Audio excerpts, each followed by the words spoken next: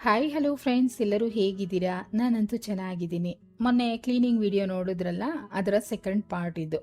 Already ಪಾರ್ಕಿಂಗಲ್ಲೆಲ್ಲ cleaning ಆಗೋಯ್ತು. ಈಗ ಪ್ಯಾಸೇಜಲ್ಲಿ ಮಾಡ್ಕೊಳ್ಳೋಣ ಅಂತ ಬಂದೆ. ನೋಡಿ, ಈ ರೀತಿ ನೀಟಾಗಿ ಕ್ಲೀನ್ ಮಾಡಿದ್ದೀನಿ. ಮುಂಚೆ ಹೇಗಿತ್ತು ಅನ್ನೋದನ್ನು ತೋರಿಸ್ತೀನಿ. ನಾನು ವ್ಲಾಗ್ ಚಾನಲ್ಲು ಮತ್ತು ರೆಸಿಪಿ ಚಾನಲ್ ಅಂದ್ಕೊಂಡು ಇಲ್ಲಿ ಗಮನಿಸ್ಲೇ ಇಲ್ಲ. ನೋಡಿದ್ರೆ ಒಂದು 10-15 ದಿನ ಬಿಟ್ಟು ನೋಡಿದ್ರೆ ಪೂರ್ತಿ ಗಲೀಜು ಮಾಡಿಬಿಟ್ಟಿದ್ದಾರೆ. ಯಾರೂ ಅಲ್ಲ, ನಮ್ಮ ಹೆಲ್ಪರನ್ನೇ. ಅಲ್ಲಿಂದ ಇಲ್ಲಿ ಹಾಕೋದು, ಇಲ್ಲಿಂದ ಅಲ್ಲಿ ಹಾಕೋದು ಎಲ್ಲ ಮಾಡಿಬಿಟ್ಟು ತುಂಬ ಗಲೀಜು ಮಾಡಿಬಿಟ್ಟಿದ್ರು. ಸರಿ, ನಾನು ಅವ್ರ ಜೊತೆಲಿ ಸೇರಿಕೊಂಡು ನೀಟಾಗಿ ಕ್ಲೀನ್ ಮಾಡಿಬಿಡೋಣ ಇವತ್ತು ಅಂತ ಬಂದಿದ್ದೀನಿ. ನೋಡಿ, ಗೇಟಲ್ಲೂ ಅಷ್ಟೇ ತುಂಬ ಧೂಳು ಕೂತಿತ್ತು. ಅವ್ರು ಆ ಕೆಲಸ ಎಲ್ಲ ಮಾಡಲ್ಲ, ನಾವು ಮಾಡಿಸೋದಿಲ್ಲ. ಇದನ್ನೆಲ್ಲ ನಾನೇ ಮಾಡ್ಕೊಳ್ತೀನಿ. ಫ್ಲೋರ್ ಮಾತ್ರ ಕ್ಲೀನ್ ಮಾಡ್ತಾರೆ. ಆದರೆ ಆ ಸಾಮಾನುಗಳು ಅಂದರೆ ಈ ಲಿಕ್ವಿಡ್ಗಳು ಮತ್ತು ಬಾಟ್ಲುಗಳು, ರಂಗೋಲಿ ಪುಡಿಗಳು, ಅದನ್ನೆಲ್ಲ ಒಂದು ಸೈಡಲ್ಲಿ ನೀಟಾಗಿ ಇಟ್ಕೊಳ್ಳಿ ಅಂದರೆ ಇಡಲ್ಲ. ಅಲ್ಲೆಲ್ಲೂ ಹಾಕ್ಬಿಡ್ತಾರೆ. ಅದೆಲ್ಲ ಚೆಲ್ಲುತ್ತೆ ಮತ್ತು ಗಲೀಜಾಗುತ್ತೆ. ಈ ಥರ ಆಗಿರೋದಷ್ಟೇ. ಇಲ್ಲ ಅಂದರೆ ಈ ಕಡೆ ನಾವೇನು ಬರೋದಕ್ಕೆ ಹೋಗೋಲ್ಲ ಅಷ್ಟಾಗಿ. ದುಷಿ ಗಾಡಿ ನಿಲ್ಲಿಸ್ತಾನೆ, ಮತ್ತು ನಾವು ಸ್ಲಿಪ್ಪರ್ ಹಾಕ್ಕೊಳ್ಳೋದಕ್ಕೆ ಅದಕ್ಕೆ ಇದಕ್ಕೆ ಇಲ್ಲಿ ಬರ್ತೀವಿ, ಮತ್ತು ಟೆರೆಸ್ಗೆ ಹೋಗೋಗಿ ಬರ್ತೀವಿ ಅಷ್ಟೇ. ಆದರೂ ಇಷ್ಟು ಗಲೀಜಾಗಿತ್ತು. ಸರಿ, ಎಲ್ಲ ಉದುರಿಸ್ಬಿಟ್ಟು ನೀಟಾಗಿ ಕ್ಲೀನ್ ಮಾಡಿಬಿಡೋಣ ಒಂದು ಸಮ ಅಂತಂದ್ಬಿಟ್ಟು ಬಂದೆ. ಯಾರಾದರೂ ಬಂದರೆ ಈ ಕಡೆನೇ ಬರ್ತಾರೆ ಸಾಮಾನ್ಯ. ಆ ದೊಡ್ಡ ಗೇಟ್ ಅಷ್ಟಾಗಿ ತೆಗೆಯೋದಿಲ್ಲ ನಾವು.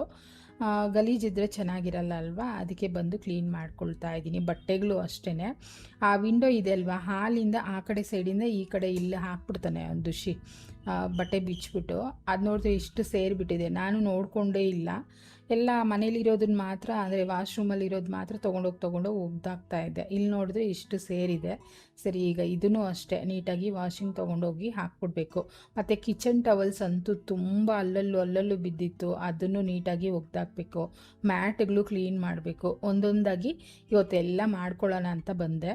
ನೋಡಿ, ಈ ಬಟ್ಟೆಗಳನ್ನು ತೆಗೆದು ಆ ಸೈಡಿಂದ ಇಲ್ಲಿ ಹಾಕ್ಬಿಡ್ತಾನೆ, ಗೊತ್ತೇ ಆಗೋದಿಲ್ಲ ನನಗೆ. ಸರಿ, ಎಲ್ಲ ತೊಗೊಂಡೋಗಿ ಟೆರೆಸ್ ಮೇಲೆ ಹಾಕಿ ಒಗ್ದಾಕ್ಬಿಡೋಣ ಅಂತ ತೊಗೊಳ್ತಾ ಇದ್ದೀನಿ. ಅಲ್ಲಿ ಸ್ಟೆಪ್ಸ್ ಮೇಲೆ ಹಾಕ್ಬಿಟ್ಬಿಡ್ತೀನಿ. ಯಾವುದೇದು ಇದೆಯೋ ಎಲ್ಲ ಹುಡುಕಿ ಎತ್ತಿಟ್ಬಿಟ್ರೆ ಲಾಸ್ಟಲ್ಲಿ ತೊಗೊಂಡೋಗಿ ವಾಶ್ಗೆ ಹಾಕ್ಬಿಡ್ಬೇಕು. ಹಾಗೆಯೇ ಈ ಕಡೆ ಸೈಡ್ ಗೋಡೆ ಇದಲ್ವಾ, ಅದರಿಂದನೂ ತುಂಬ ಧೂಳು ಉದುರುತ್ತೆ. ಯಾಕಂದರೆ ಮಣ್ಣಿನ ಗೋಡೆ ಅದು. ಮಳೆ ಬಂತು ಅಂದರೆ ಎಲ್ಲ ಧೂಳು ಈ ಕಡೆನೇ ಬರುತ್ತೆ. ಅವರೇನೋ ಹೊಡೆದ್ಬಿಟ್ಟು ಕಟ್ತಾರಂತೆ. ಕಟ್ಟೋರ್ಗೂ ಸ್ವಲ್ಪ ಕಷ್ಟ. ಅದು ಕಟ್ಟೋವಾಗಂತೂ ಇದ್ದಿದ್ದು ಕಷ್ಟ. ತುಂಬ ಧೂಳು ಕೂತ್ಕೊಳ್ಳುತ್ತೆ ಅಲ್ವಾ. ಆ ಟೈಮಲ್ಲಂತೂ ಒಂದು ಸ್ವಲ್ಪ ಕವರೆಲ್ಲ ಕ್ಲೋಸ್ ಮಾಡಿ ಏನಾದರೂ ಮಾಡ್ಕೋಬೇಕು. ಇಲ್ಲ ಅಂದರೆ ಮನೆ ಪೂರ್ತಿ ಧೂಳಾಗ್ಬಿಡುತ್ತೆ. ಅದರಲ್ಲೂ ನಾವು ತುಂಬಾ ವುಡ್ ವರ್ಕ್ ಮಾಡಿಸ್ಬಿಟ್ಟಿದ್ದೀವಲ್ಲ, ಅದರಲ್ಲೆಲ್ಲ ಸೇರ್ಕೊಂಡ್ಬಿಡ್ತು ಅಂದರೆ ಕ್ಲೀನ್ ಮಾಡೋದು ಕಷ್ಟ ಆಗುತ್ತೆ. ನೋಡಿ, ಈ ದಿಂಡಿನ ಮೇಲೆ ಕ್ಲೀನ್ ಮಾಡ್ಕೊಳ್ಳಿ ಅಂತ ಹೇಳ್ತೀನಿ, ಮಾಡ್ಕೊಳ್ಳೋದೇ ಇಲ್ಲ.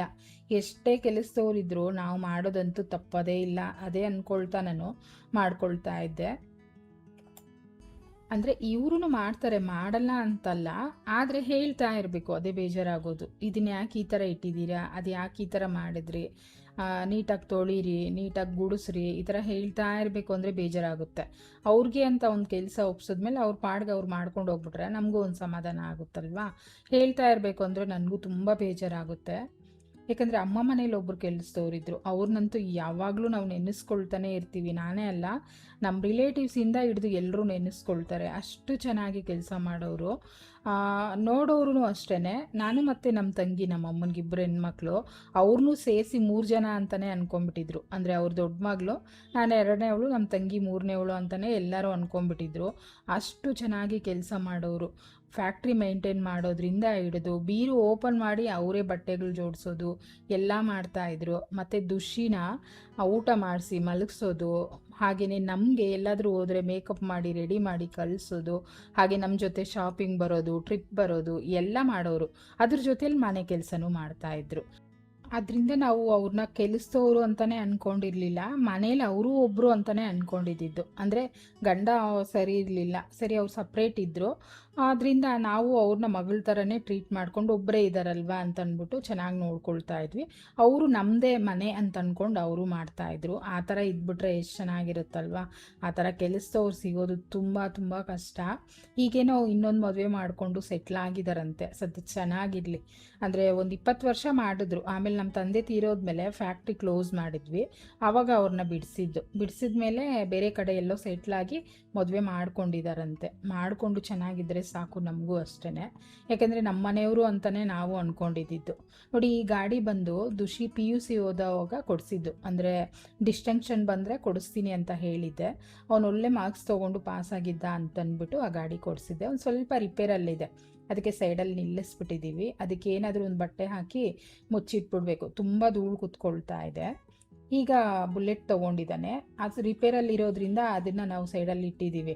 ಮಾರೋದಕ್ಕೂ ಮನಸ್ಸಿಲ್ಲ, ಇಟ್ಕೊಳ್ಳೋಕ್ಕೂ ಜಾಗ ಇಲ್ಲ, ಆ ಥರ ಆಗ್ಬಿಟ್ಟಿದೆ. ಏನು ಮಾಡೋಕ್ಕಾಗಲ್ಲ, ಹಾಗೆ ಇರಲಿ. ಆ ಬಾತ್ರೂಮ್ ತೋರಿಸಿದ್ನಲ್ಲ, ಅಲ್ಲೇ ಪಾತ್ರೆ ಬೆಳಗೋದು, ಅದನ್ನು ನಾವು ಯೂಸೇ ಮಾಡೋದಿಲ್ಲ ಬೇರೆದಕ್ಕೆ, ಬರೀ ಪಾತ್ರೆ ತೊಳೆಯೋದಕ್ಕೆ ಮಾತ್ರ ಸಪ್ರೇಟಾಗಿ ಇಟ್ಬಿಟ್ಟಿದ್ದೀವಿ.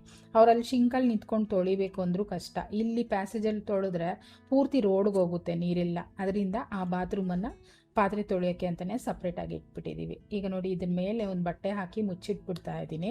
ಅವರು ಟೆರೆಸ್ ಎಲ್ಲ ತೊಳೆದ್ಬಿಟ್ಟು ಮೆಟ್ಲುಗಳೆಲ್ಲ ತೊಳ್ಕೊಂಬರ್ತಾ ಇದ್ದಾರೆ. ನೀಟಾಗಿ ಮಾಡಿಕೊಟ್ಬಿಟ್ಟು ಇದಕ್ಕೆಲ್ಲ ನಾನು ಎಕ್ಸ್ಟ್ರಾ ಕೊಟ್ಬಿಡ್ತೀನಿ, ಅವ್ರಿಗೆ ಹಾಗೆ ಮಾಡಿಸ್ಕೊಳ್ಳೋದಿಲ್ಲ. ಬರೀ ಮನೆ ಕ್ಲೀನಿಂಗಿಗೆ ಮಾತ್ರ ನಾವು ಇಟ್ಕೊಂಡಿರೋದು. ಇದೆಲ್ಲ ಮಾಡೋವಾಗ ನಾನು ಎಕ್ಸ್ಟ್ರಾ ದುಡ್ಡನ್ನು ಕೊಟ್ಬಿಡ್ತೀನಿ.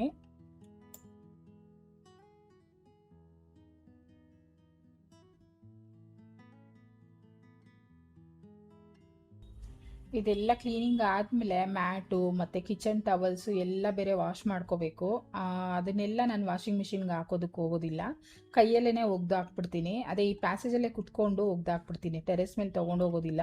ಒಂದು ಸ್ವಲ್ಪ ಬಿಸಿಲಿದೆ ಇವತ್ತು, ಅದರಿಂದ ಇಲ್ಲೇ ಒಗ್ದುಬಿಟ್ಟು ಇನ್ನೊಂದು ಸಲ ನೀಟಾಗಿ ತೊಳೆದ್ಬಿಡೋಣ ಅಂತಂದ್ಬಿಟ್ಟು ನೆನಾಕ್ಕೋಬೇಕು. ಅದಕ್ಕೆ ಎಲ್ಲ ಹುಡುಕಿ ತೊಗೊಂಬರ್ತಾ ಇದ್ದೀನಿ. ಅಂದರೆ ಕಿಚನ್ ಟವಲ್ಸ್ ಅಂತೂ ಒಂದೊಂದು ಕಡೆ ಎಲ್ಲಂದರೆ ಅಲ್ಲಿ ಬಿದ್ದಿದೆ, ಅದನ್ನೆಲ್ಲ ಹುಡುಕಿ ತೊಗೊಂಬಂದೆ.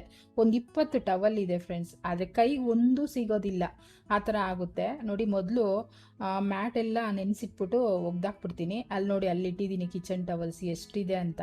ಅದರಲ್ಲೊಂದು 20 ಟವಲ್ ಇದೆ, ಆದರೆ ಕಿಚನಲ್ಲಿ ನಿಂತ್ಕೊಂಡಾಗ ಒಂದು ಕೈಗೆ ಸಿಗಲ್ಲ, ಆ ಥರ ಆಗುತ್ತೆ. ಸರಿ, ಎಲ್ಲ ಒಗ್ದಾಕ್ಬಿಟ್ಟು ಒಣಗಾಕ್ಬಿಟ್ರೆ ಒಂದು ಸ್ವಲ್ಪ ದಿನ ಬಳಸ್ಕೋಬೋದು. ಹಳೇದಾದ್ಮೇಲೆ ಒಂದು ಸ್ವಲ್ಪ ಆಚೆ ಹಾಕ್ಬಿಟ್ಟು ಬೇರೆ ಹೊಸದು ತೊಗೊಂಡ್ರೆ ಆಯಿತು ಅಂತ ಅಂದ್ಬಿಟ್ಟು ಹಾಕ್ತಾ ಇದ್ದೀನಿ. ಅಂದರೆ ಕೈಗೆ ಸಿಗಲ್ಲ ಅನ್ನೋದು, ಡಿಮಾರ್ಟ್ಗೆ ಹೋದಾಗ ಒಂದು 4-5 ತೊಗೊಂಬರೋದು, ಅದನ್ನು ಬಳಸೋದು, ಮತ್ತೆ ಅದು ಹಳೇದಾಗೋಯ್ತು ಎಲ್ಲಿ ಬಿತ್ತು ಅಂತಂದ್ಬಿಟ್ಟು ಇನ್ನೂ ತೊಗೊಂಬರೋದು, ಈ ಥರನೇ ಆಗ್ತಾ ಇತ್ತು. ಇವತ್ತೇ ಎಲ್ಲ ಹುಡುಕಿ ನಾನು ಒಗೆಯೋದಕ್ಕೆ ಹಾಕ್ತಾ ಇರೋದು. ಹಾಗೆಯೇ ಮ್ಯಾಟ್ಗಳು ಅಷ್ಟೇ, ಶಾಪ್ದು ಮತ್ತು ಮನೆಯದು ಬಾತ್ರೂಮ್ದು ಎಲ್ಲನೂ ನೆನೆಸಿಟ್ಬಿಟ್ಟಿದ್ದೀನಿ. ಒಗ್ದಾಕ್ಕೋಬೇಕು ನೀಟಾಗಿ. ವಾಷಿಂಗ್ ಮಿಷಿನ್ಗೆ ಹಾಕಿದ್ರೆ ಅದೊಂದು ಸ್ವಲ್ಪ ಪುಡಿ ಪುಡಿ ಥರ ಉದುರು ಬಿಡುತ್ತೆ ಮತ್ತು ಬೇಗ ಹೊರಟೋಗುತ್ತೆ. ಅದಕ್ಕೆ ಕೈಯಲ್ಲೇ ನಾನು ವಾಶ್ ಮಾಡ್ಕೊಂಡ್ಬಿಡ್ತೀನಿ. ಹೆಲ್ಪರು ಹೊರಟೋದ್ರು, ಅವರು ಎಲ್ಲ ಪಾತ್ರೆ ತೊಳೆದಿಟ್ಬಿಟ್ಟು ಎಲ್ಲ ಕ್ಲೀನ್ ಮಾಡಿ ಹೊರಟೋದ್ರು. ಅವ್ರ ಹೆಸರು ಶಾಂತಮ್ಮ ಅಂತೆ, ನಾನು ಪುಷ್ಪಮ್ಮ ಅಂತ ಇದ್ದೀನಿ. ಆ ಹೆಸರು ಸಹ ಹೇಳಲಿಲ್ಲ ಅವರು, ಸುಮ್ಮನೆ ಇದ್ದಾರೆ, ನಾನು ಆ ಥರ ಹೇಳ್ತಾ ಇದ್ರು. ಮೊನ್ನೆ ಕೇಳಿದ್ದಕ್ಕೆ ಹೇಳಿದ್ರು ಶಾಂತಮ್ಮ ಅಂತ ಅಂದ್ಬಿಟ್ಟು. ಒಳ್ಳೆ ಕೆಲಸ ಆಯಿತು, ಇನ್ನೇನು ಮಾಡೋದು ಅಂತಂದ್ಬಿಟ್ಟು ಈಗ ಮತ್ತೆ ಶಾಂತಮ್ಮ ಅಂತಲೇ ಹೇಳ್ತಾ ಇದ್ದೀನಿ. ನಾನೇನು ಹೆಸರಿಟ್ಟು ಕರೆಯೋದಕ್ಕೆ ಹೋಗಲ್ಲ, ಬನ್ನಿ ಹೋಗಿ ಅಂತಲೇ ಹೇಳ್ತೀನಿ. ಆದರೆ ಈಗಿನ ಕಾಲಕ್ಕೆ ನನಗೆ ಆ ಅಮ್ಮ ಸಿಕ್ಕಿರೋದೇ ಹೆಚ್ಚು. ಸುಮಾರು ಮನೆಗಳಲ್ಲಿ ಪಾಪ ಏನಾದರೂ ಆಚೆ ಇಡಬೇಕು ಅಂದರೂ ಭಯ ಬೀಳ್ತಾರೆ. ಮತ್ತು ಮನೆ ಕೆಲಸನೂ ಅಷ್ಟೇ, ಇಷ್ಟೇ ಮಾಡ್ತೀವಿ, ಎಕ್ಸ್ಟ್ರಾ ಮಾಡಲ್ಲ, ಈ ಥರ ಎಲ್ಲ ಇರ್ತಾರೆ. ನನಗೆ ಪರವಾಗಿಲ್ಲ, ಇವರು ಚೆನ್ನಾಗಿ ಮಾಡ್ತಾರೆ ಅಂತಲೇ ಅನ್ನಿಸ್ತು. ಅಂದರೆ ಅವರು ಕಂಪೇರ್ ಮಾಡಿ ನೋಡಿದ್ರೆ ಒಂದು ಸ್ವಲ್ಪ ಬೇಜಾರಾಗುತ್ತೆ. ಆದರೆ ಇವರಂತೂ ನನಗೇನಕ್ಕೆ ಬೇಜಾರಾಗುತ್ತೆ ಅಂದರೆ, ನಾನು ಹೇಳೋದೊಂದೇ, ನಮ್ಮ ಮನೆಯವ್ರ ಥರ ಇರಿ, ನಮ್ಮ ಮನೇಲಿ ನೀವು ಒಬ್ಬರು ಅಂತಲೇ ನಾನು ಹೇಳ್ತೀನಿ. ಈ ಥರ ಯಾರು ಹೇಳ್ತಾರೆ ಹೇಳಿ? ಆದರೂ ಅವರು ಅಡ್ಜಸ್ಟ್ ಆಗೋದಿಲ್ಲ. ನಾನು ಕೆಲಸದವರು, ನಾನು ಹೀಗೆ ಇರ್ತೀನಿ ಅಂತಲೇ ಇರ್ತಾರೆ. ನಾವು ಅದಕ್ಕೇನು ಮಾಡೋದಕ್ಕಾಗೋದಿಲ್ಲ ಅಲ್ವಾ? ನೋಡಿ, ಮಾತಾಡ್ತಾನೆ ಎಲ್ಲ ಕೆಲಸ ಮುಗ್ದೋಯ್ತು. ಒಂದು ರೀತಿ ಈ ಥರ ಕ್ಲೀನಿಂಗ್ ವಿಡಿಯೋ ನೋಡ್ತಾ ಇದ್ದರೆ ನಮಗೂ ಒಂದು ರೀತಿ ಮೋಟಿವೇಟ್ ಆಗುತ್ತಲ್ವ, ನಾವು ಕೆಲಸಗಳು ಮಾಡ್ಕೋಬೇಕು, ನಾವು ನೀಟಾಗಿ ಇಟ್ಕೋಬೇಕು ಅಂತ. ನಾನು ಅದೇ ಥರನೇ ಬೇರೆಯವ್ರ ಕ್ಲೀನಿಂಗ್ ವೀಡಿಯೋಸ್ನ ನೋಡ್ತಾ ಇರ್ತೀನಿ, ನೋಡಿದ ತಕ್ಷಣ ಹೋಗಿ ನನಗೂ ನೀಟಾಗಿ ಇಟ್ಕೋಬೇಕು, ಮಾಡಿಬಿಡೋಣ ಎಲ್ಲ ಕೆಲಸ ಅಂತ ಅನ್ನಿಸ್ತಾ ಇರುತ್ತೆ. ಅದಕ್ಕೆ ನಾನು ವಿಡಿಯೋ ಶೂಟ್ ಮಾಡಿ ನಿಮಗೋಸ್ಕರನೇ ಹಾಗೆಯೇ ಹಾಕಿದೆ. ನನಗೇನು ಈ ರೀತಿ ವಿಡಿಯೋದಲ್ಲಿ ಕಾಣಿಸ್ಕೋಬೇಕು ಅಂತ ಇಷ್ಟ ಆಗುತ್ತಾ ಹೇಳಿ? ಈಗ ಎಲ್ಲ ನೀಟಾಗಿ ತೊಳೆದ್ಬಿಟ್ಟು ನಂತರ ಹೋಗಿ ಟೆರೆಸ್ ಮೇಲೆ ಬಟ್ಟೆಗಳನ್ನು ಒಣಗಾಕಬೇಕು. ಒಂದು ಸ್ವಲ್ಪ ಲೈಟಾಗಿ ಸುಮ್ಮನೆ ನೀರು ಹಾಕಿ ತೊಳೆದ್ಬಿಡ್ತೀನಿ. ನಾಳೆ ಬೆಳಗ್ಗೆ ಬಂದು ಅವರು ನೀಟಾಗಿ ಒರೆಸ್ಕೊಟ್ಬಿಡ್ತಾರೆ. ನೋಡಿ, ರೋಡ್ಗೆ ಹೋಗುತ್ತೆ ಈ ಥರ, ಅದರಿಂದನೇ ಇಲ್ಲಿ ಪಾತ್ರೆ ಏನು ಬೆಳಗೋದಕ್ಕೆ ಹೋಗೋದಿಲ್ಲ. ಆ ಶೂಗೆ ಒಂದು ರ್ಯಾಕ್ ತೊಗೊಂಬರ್ಬೇಕು, ಅದು ಬಿಚ್ಚಿ ಹೋಗಿ ಅಲ್ಲೆಲ್ಲ ಸ್ಪ್ರೆಡ್ ಆಗಿಬಿಡುತ್ತೆ. ಅದಕ್ಕೆ ಮಾತ್ರ ಜಾಗ ಸಿಗ್ತಾ ಇಲ್ಲ ನಮ್ಮ ಮನೆಯಲ್ಲಿ. ಅಲ್ಲಿ ದೊಡ್ಡದು ಗೇಟ್ ಒಂದು ಇಟ್ಬಿಟ್ಟಿದ್ದೀವಿ, ಆ ಗೇಟ್ ಇಲ್ಲವರೆಗೂ ಬರುತ್ತೆ. ಆ ಶಿಂಕ್ ಇದೆ ಅಲ್ವಾ, ಅಲ್ಲವರೆಗೂ ಬರುತ್ತೆ, ಆ ಗೋಡೆನೂ ಜಾಗ ಇಲ್ಲ. ಈ ಕಡೆ ಇಟ್ಟರೆ ಅವ್ರು ಹೊಡೆದ್ಬಿಟ್ಟು ಕಟ್ಟರೆ ಕಷ್ಟ ಆಗುತ್ತೆ. ಈಗ ನೋಡಿ, ಬಟ್ಟೆಗಳೆಲ್ಲ ಸೇರಿಸಿಟ್ಟಿದ್ನಲ್ಲ ತೊಗೊಂಬಂದು ಟೆರೆಸ್ ಮೇಲೆ ವಾಷಿಂಗ್ ಮಿಷಿನ್ಗೆ ಹಾಕ್ಕೊಳ್ತಾ ಇದ್ದೀನಿ. ಹಾಗೆ ಟೆರೆಸ್ಸು ಅಷ್ಟೇ ನೀಟಾಗಿ ಗುಡಿಸಿ ತೊಳೆದು ಒರೆಸ್ಕೊಟ್ಬಿಟ್ಟಿದ್ದಾರೆ. ಪಾಟ್ಗಳು ಮಾತ್ರ ಆ ಕಡೆ ಈ ಕಡೆ ಇದೆ, ಅದನ್ನು ನೀಟಾಗಿ ಜೋಡಿಸ್ಕೋಬೇಕು. ಇವತ್ತಂತೂ ಬರೀ ಕ್ಲೀನಿಂಗ್ ವಿಡಿಯೋನೇ ಆಗೋಯ್ತಲ್ವಾ? ನಿಮ್ಗೆ ಇಷ್ಟ ಆಯಿತಾ, ಬೋರ್ ಆಯಿತಾ? ಕಮೆಂಟ್ ಮಾಡಿ. ಮತ್ತು ಇಷ್ಟ ಆಗಿದ್ರೆ ಒಂದೇ ಒಂದು ಲೈಕ್ ಕೊಡಿ, ಹಾಗೆಯೇ ಚಾನೆಲ್ನ ಸಬ್ಸ್ಕ್ರೈಬ್ ಮಾಡ್ಕೊಳ್ಳಿ. ಪಕ್ಕದಲ್ಲಿರೋ ಬೆಲ್ ಐಕನ್ನ ಕ್ಲಿಕ್ ಮಾಡಿ, ಆಗಲೇ ನಾನು ಹಾಕಿದ ತಕ್ಷಣ ನಿಮಗೆ ನೋಟಿಫಿಕೇಷನ್ ಬರುತ್ತೆ. Thanks for watching.